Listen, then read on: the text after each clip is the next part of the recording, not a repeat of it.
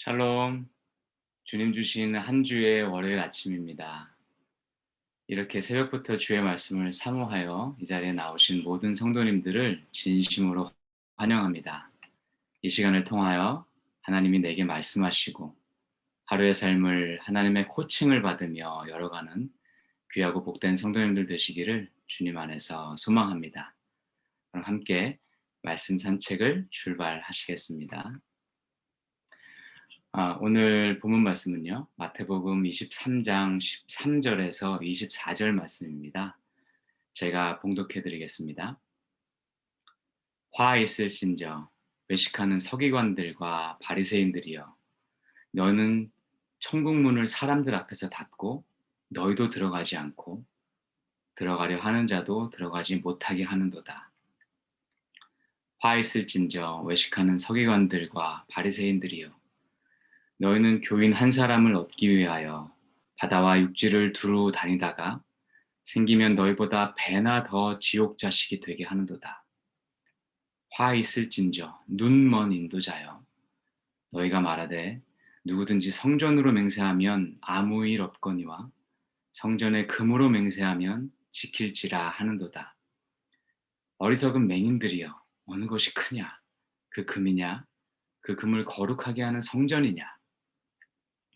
너희가 또 이르되 누구든지 제단으로 맹세하면 아무 일 없거니와 그 위에 있는 예물로 맹세하면 지킬지라 하는도다. 맹인들이여, 어느 것이 크냐? 그 예물이냐? 그 예물을 거룩하게 하는 제단이냐? 그러므로 제단으로 맹세하는 자는 제단과 그 위에 있는 모든 것으로 맹세하며, 또 성전으로 맹세하는 자는 성전과 그 안에 계신 이로 맹세하며, 또 하늘로 맹세하는 자는 하나님의 보좌와 그 위에 앉으신 이로 맹세함이니라.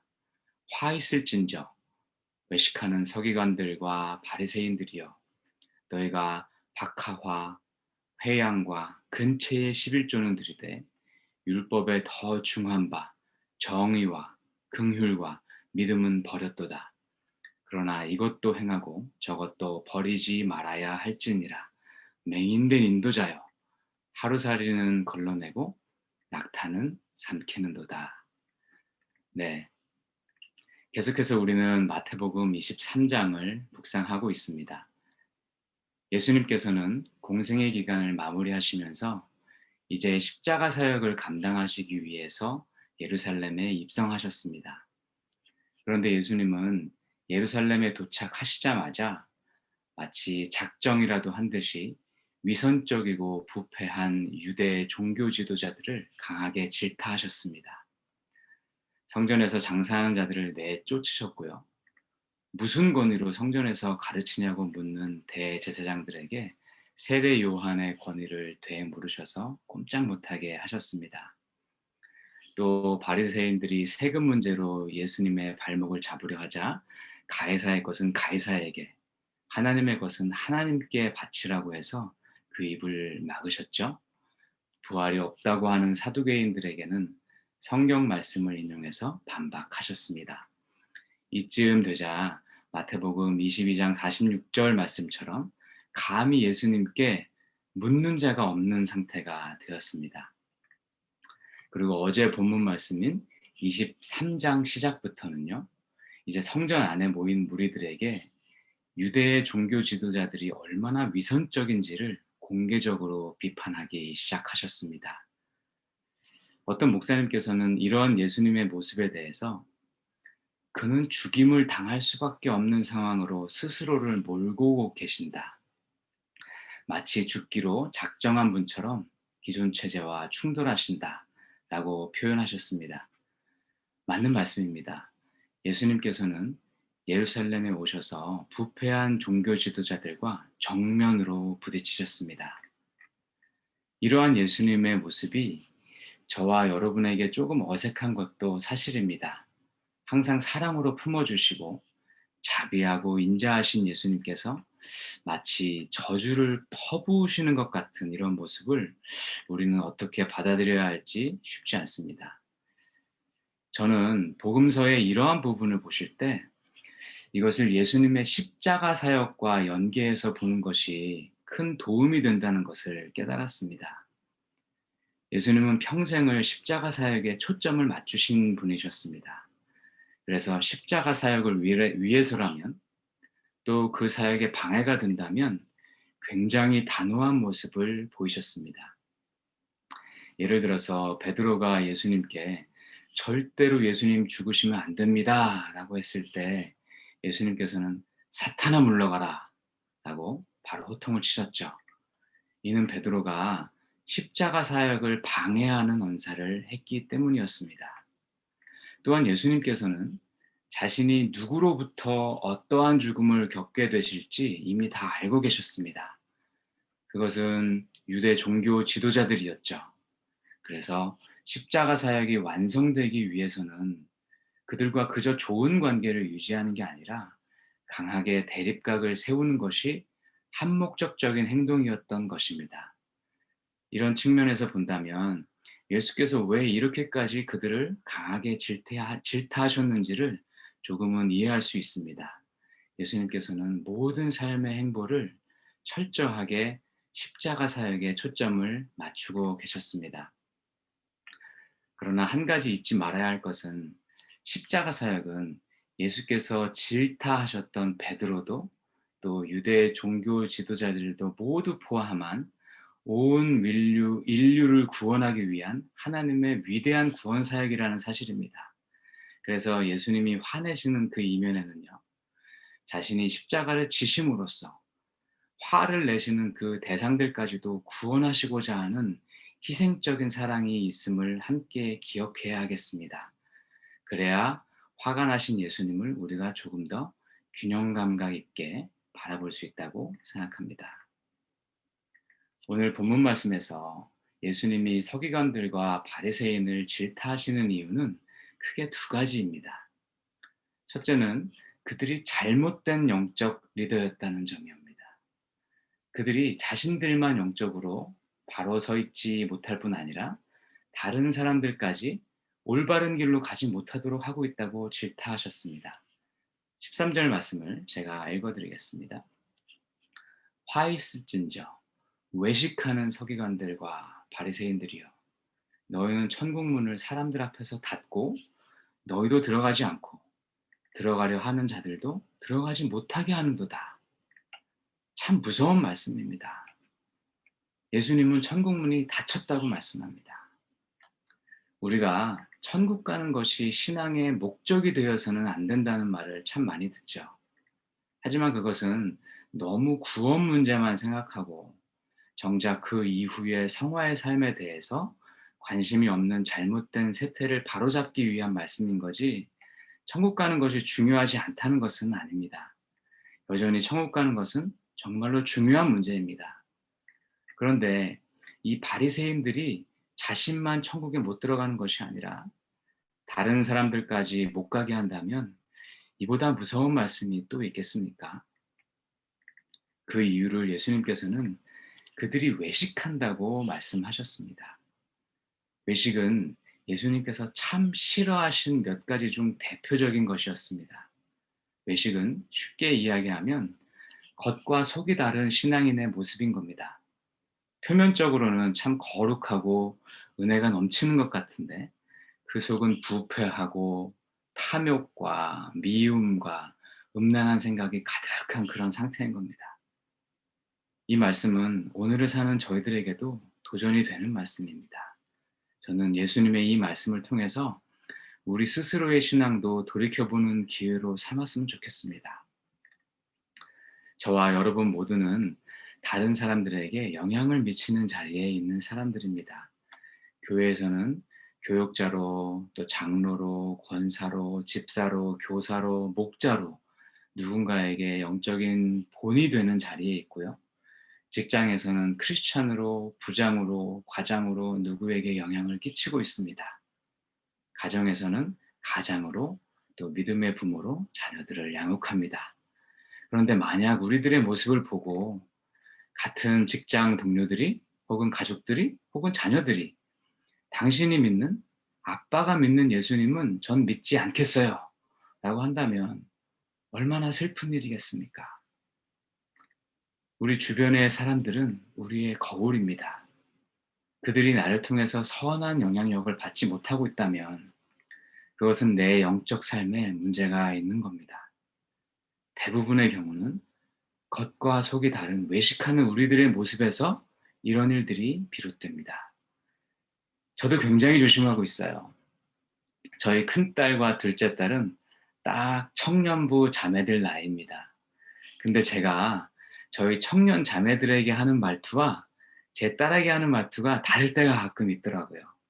제 스스로가 느껴집니다. 그러면 "아이쿠." 하고 깨닫고 다시 제 딸들에게도 아주 상냥하게 말을 해 줍니다. 저도 겉과 속이 다른 사역자가 되고 싶지 않아서예요. 오늘 예수님의 이 경고의 말씀을 통해서 우리가 겉과 속이 일치하는 진실되고 순전한 신앙인의 모습으로 성숙되어져 가기를 소망합니다. 자기 자신을 꾸준히 되돌아보고 혹시나 내게는 위선적인 신앙인의 모습은 없는지 항상 경계하며 살피는 그런 마음은 참 예수님 앞에서 귀한 마음이라고 생각합니다. 두 번째는요. 그들이 형식은 있는데 내용은 버린 신앙의 모습을 갖고 있었기 때문입니다. 23절 말씀을 봉독해 드리겠습니다. 화 있을진저 외식하는 서기관들과 바리새인들이여 너희가 박하와 회양과 근체의 11조는 들이되 율법에 더 중한 바 정의와 긍휼과 믿음은 버렸도다.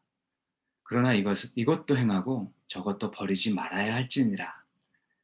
여기 나온 박하와 회양과 근체는 음식할 때 넣는 조미료였다고 하죠. 생각해 보십시오. 그게 얼마나 적은 양이었겠습니까? 그런데 바리새인들은 그것들까지도 철저하게 11조를 지켰다는 거죠. 근데 정작 율법의 기본 정신인 정의와 긍휼과 믿음은 버린 겁니다. 이것이 그들의 문제였어요. 믿음의 형식은 있는데 믿음의 내용은 없는 속빈 강정 같은 믿음이었던 거죠. 우리도 교회 생활할 때 참 이런 비슷한 실수를 할 때가 있는 것 같아요. 제가 이전에 다니던 교회에서는 교회 찬양대가 이런 딜레마가 있었습니다. 물론 지금 저희 교회 찬양대는 실력도 출중하고 은혜도 충만한 찬양팀이라 이런 문제가 없는 줄로 알고 있습니다만 제가 있었던 찬양팀은요. 이 형식이냐 은혜냐 이 부분에 갈등이 꽤 있었습니다.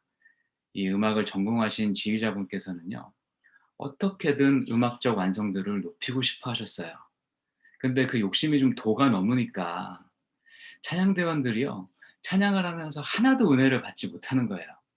너무 생각하고 너무 지킬 게 많으니까요. 그러니까 찬양이 형식이 먼저냐 아니면 은혜가 먼저냐 이게 큰 논쟁거리가 되었어요. 그러자 이 내용을 듣게 되신 담임 목사님께서 고심하시다가 설교 중에 이렇게 말씀하셨어요.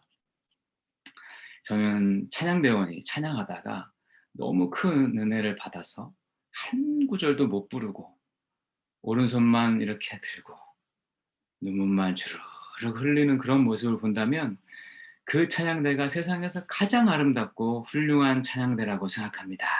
라고 말이죠. 그 말씀에 성도님들이 감동을 받았어요. 그리고 그 지휘자분도 느낀 바가 있어서 지휘 스타일을 조금 바꾸셔서 원만하게 갈등이 해소가 되었습니다. 근데 오히려 은혜를 추구한다고 해서 형식이 나빠지는 게 아니고 더 발전하게 되었습니다. 예수님께서도 이것도 행하고 저것도 버리지 말아야 할지니라 라고 말씀하셨지 않습니까? 그러니까 형식을 완전히 무시하신 것은 아닙니다. 그렇지만 역시나 우리의 중심은 내용, 그 본질에 더 초점을 맞춰야 한다는 말씀입니다. 본질이 훼손될 정도로 형식을 우선시하면 외식에 빠질 수밖에 없습니다. 그래서 우리는 무엇을 하든지 마음을 다해서 해야 하고 본질적인 것에 초점을 맞추도록 노력해야 합니다. 말씀을 정리하겠습니다.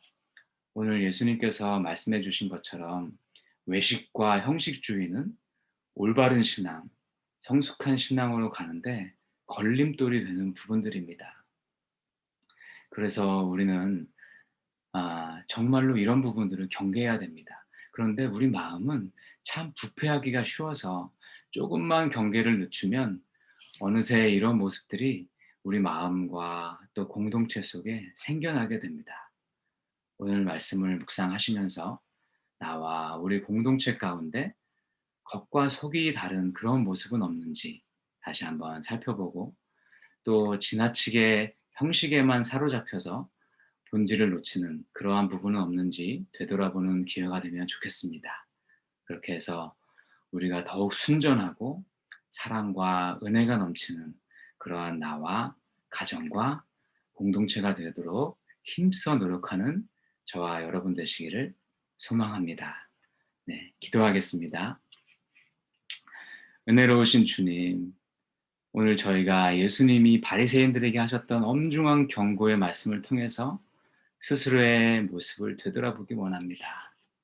저희의 모습 가운데 부끄러운 모습들이 있었음을 솔직히 고백합니다. 다른 사람들을 다른 사람들에게 선한 영향력을 끼쳐야 하는 자리에 있지만 오히려 그들을 넘어뜨리지는 않았는지 회개합니다. 주님, 저희의 믿음이 정말로 순수해지기 원합니다. 예수님을 닮은 순전하고 겸비한 성숙한 믿음의 자녀들 되기 원합니다. 형식보다는 본질에 더 집중하는 믿음 되기 원합니다. 저희를 정금과 같이 재단하여 주시옵소서. 제게 가르치소서. 제가 순종하겠나이다. 이 아침 주신 말씀 저희 마음판에 새기며 새롭게 시작된 한 주와 오늘 하루를 주님께 올려드립니다. 주님께 허락하신 삶의 터전 가운데서 주님의 신실한 제자로서 살아가는 그러한 승리하는 삶 살도록 성령님 우리 삶을 지켜 주시옵소서. 내 모든 것 베푸신 주님께 감사드리오며 이 모든 말씀 우리 주 예수 그리스도 이름으로 기도하옵나이다. 아멘. 감사합니다. 제가 세 가지만 기도 제목을 함께 나누겠습니다. 먼저는 우리의 삶이 말씀 위에 뿌리가 내리고 기도를 통해서 하나님과 깊은 교제 가운데로 들어가는 그러한 성숙한 신앙의 모습으로 한 걸음 더 나아가게 해달라고 기도했으면 좋겠습니다. 둘째는 저희 교회가 이제 성찬식, 세례식, 부활절 등등 많은 일들을 계획하고 있는데 하나님의 은혜로 풍성히 누리는 귀한 기회가 되게 해주시고, 특별히 각 파트를 담당하시는 분들께 이 본질에 집중할 수 있는 주님의 마음을 부어달라고 함께 기도했으면 좋겠습니다. 마지막으로 우리 주변에 계신 환우분들, 또 여러 가지 모양으로 어려움 겪고 계시는 분들 중에 한 분만 특별히 좀 기억하셔서 하나님의 긍휼과 따뜻한 치유의 손길이 그분과 그 가정 위에 꼭 함께 해달라고 간절한 마음으로 중보하는 기도를 했으면 좋겠습니다. 각자 기도하시고 기도가 마무리되시는 대로 삶의 자리로 돌아가시면 되겠습니다. 함께 기도하시겠습니다.